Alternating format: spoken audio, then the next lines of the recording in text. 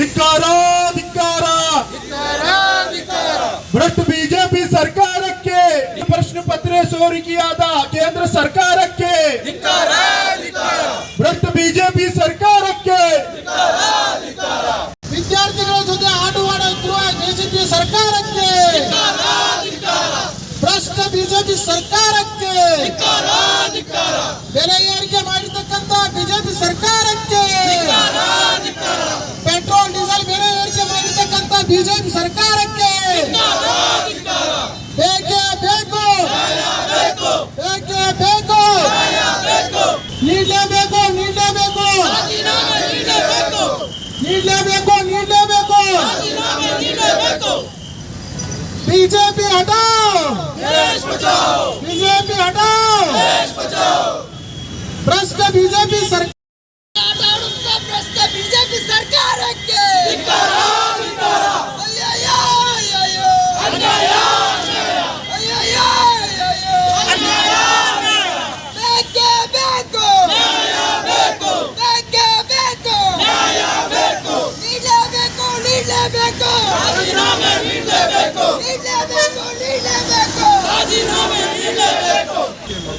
BJP हटाओ, BJP हटाओ, देश बचाओ, धिक्कार धिक्कार, बीजेपी सरकार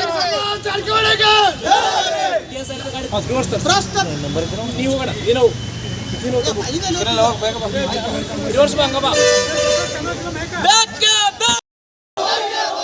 ಅಲ್ಲಿವರೆಗೆ ಹೋರಾಟ, ಗೆಲ್ಲುವರೆಗೆ ಹೋರಾಟ, ಯೂತ್ ಕಾಂಗ್ರೆಸ್ ಜಿಂದಾಬಾದ್, ಯೂತ್ ಕಾಂಗ್ರೆಸ್ ಜಿಂದಾಬಾದ್, ನಮ್ಮ ನಾಯಕರಾದ ರಾಹುಲ್ ಗಾಂಧಿ ಅವರಿಗೆ, ನಮ್ಮ ನಾಯಕರಾದ ರಾಹುಲ್ ಗಾಂಧಿ ಅವರಿಗೆ, ಯೂತ್ ಕಾಂಗ್ರೆಸ್ ಜಿಂದಾಬಾದ್, ಯೂತ್ ಕಾಂಗ್ರೆಸ್ ಜಿಂದಾಬಾದ್, ಧಿಕ್ಕಾರ ಧಿಕ್ಕಾರ,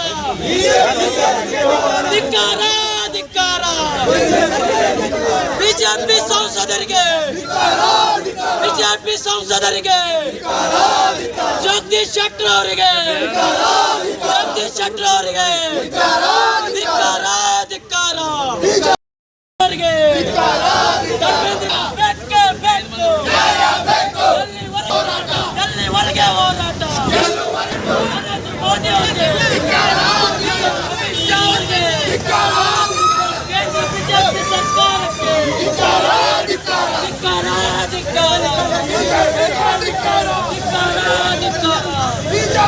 ಧಿಕ್ಕಾರ, ವಿದ್ಯಾರ್ಥಿಗಳ ಜೊತೆ ಆಟವರೆಗೆ ಹೋರಾಟ, ಗೆಲ್ಲುವರೆಗೆ ಹೋರಾಟ, ಬಿಜೆಪಿ ಸಂಸದರಿಗೆ, ಜಗದೀಶ್ ಶೆಟ್ಟರ್ಗೆ, ತೇಜಸ್ವಿ ಸೂರ್ಯಗೆ,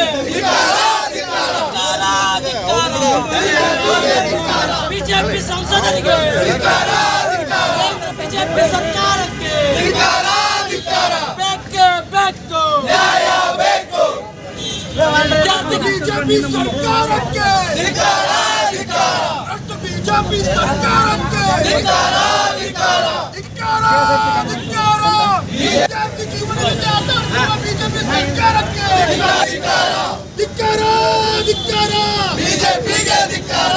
ಕೇಂದ್ರ ಸರ್ಕಾರದ ವಿರುದ್ಧ ಪ್ರತಿಭಟನೆಯನ್ನ ಮಾಡ್ತಾ ಇದ್ದೀವಿ. ಇವತ್ತು ಸುಮಾರು 22 ಲಕ್ಷ ವಿದ್ಯಾರ್ಥಿಗಳ ಭವಿಷ್ಯ ಅತಂತ್ರವಾಗಿದೆ. ಕೇಂದ್ರ ಸರ್ಕಾರ ಇವತ್ತು ಲಕ್ಷಾಂತರ ವಿದ್ಯಾರ್ಥಿಗಳಿಗೆ ಅನ್ಯಾಯವನ್ನು ಮಾಡಿದೆ. ವಿದ್ಯಾರ್ಥಿಗಳು ಪಟ್ಟಂತ ಶ್ರಮ ಮತ್ತು ಸಮಯ ವ್ಯರ್ಥ ಆಗಿದೆ. ಇದರ ಬಗ್ಗೆ ನಮ್ಮ ದೇಶದ ಪ್ರಧಾನಿ ಮಂತ್ರಿಗಳಾದಂಥ ನರೇಂದ್ರ ಮೋದಿ ಅವರು ಯಾವುದೇ ಇದರ ಬಗ್ಗೆ ಹೊಣೆಯನ್ನ ಹೊರ್ತಾ ಇಲ್ಲ ಮತ್ತು ಇದರ ಬಗ್ಗೆ ಏನು ಮಾತಾಡ್ತಾ ಇಲ್ಲ. ಮತ್ತು ಶಿಕ್ಷಣ ಸಚಿವರು ಆದಂತ ಧರ್ಮೇಂದ್ರ ಪ್ರಧಾನ್ ಅವರು ಇನ್ನೂವರೆಗೆ ರಾಜೀನಾಮೆಯನ್ನ ನೀಡಿಲ್ಲ. ಅವರ ರಾಜೀನಾಮೆಯನ್ನ ಒತ್ತಾಯಿಸಿ ನಾವು ಜಿಲ್ಲಾ ಯುವ ಕಾಂಗ್ರೆಸ್ ಸಮಿತಿಯಿಂದ ಹೋರಾಟವನ್ನ ಮಾಡ್ತಾ ಇದ್ದೇವೆ. ಅದೇ ರೀತಿಯಾಗಿ ಇವತ್ತು ಜನಸಾಮಾನ್ಯರು ದೇಶದಲ್ಲಿ ಸಾಯ್ತಾ ಇದ್ದಾರೆ. ಇವತ್ತು ಬೆಲೆ ಏರಿಕೆಯಿಂದಾಗಿ ತತ್ತರಿಸಿ ಹೋಗಿದ್ದಾರೆ. ಜೀವನ ಅವ್ರದ್ದು ಬಹಳ ಕಠಿಣ ಆಗಿದೆ. ಯಾಕಂತಂದ್ರೆ ದಿನ ಪೆಟ್ರೋಲ್ ಡೀಸೆಲ್ ಗ್ಯಾಸ್ ಬೆಲೆ ದಿನ ದಿನ ಜಾಸ್ತಿ ಆಗ್ತಾ ಇದೆ. ಇದರಿಂದ ದೇಶದ ಜನರ ಮೇಲೆ ದೊಡ್ಡದಾದಂತ ಪರಿಣಾಮ ಬೀರ್ತಾ ಇದೆ. ಇದನ್ನ ವಿರೋಧಿಸಿ ನಮ್ಮ ಜಿಲ್ಲಾ ಯುವ ಕಾಂಗ್ರೆಸ್ ಸಮಿತಿಯಿಂದ ನಾವು ಪ್ರತಿಭಟನೆಯನ್ನ ಮಾಡ್ತಾ ಇದ್ದೇವೆ. ಪ್ರಶ್ನೆ ಪತ್ರಿಕೆ ಸೋರಿಕೆ ನಾವು ಸಂಸದರ ಕಚೇರಿಗೆ ಹೋಗಿ ಮುತ್ತಿಗೆ ಹಾಕುವಂತ ಪ್ರತಿಭಟನೆಯನ್ನ ಮಾಡ್ತಾ ಇದ್ದೀವಿ. ಮತ್ತು ಇಲ್ಲಿ ಚೆನ್ನಮ್ಮ ಸರ್ಕಲ್ ನಲ್ಲಿ ಪ್ರತಿಭಟನೆಯನ್ನು ಮಾಡ್ತಾ ಇದ್ದೀವಿ. ಮತ್ತು ನಮ್ಮ ಸಂಸದರಾದಂತಹ ಜಗದೀಶ್ ಶೆಟ್ಟರ್ ಅವರ ಕಚೇರಿಗೆ ಹೋಗಿ ಬೀಗ ಹಾಕುವಂತ ಕೆಲಸವನ್ನ ಮಾಡ್ತಾ ಇದ್ದೀವಿ.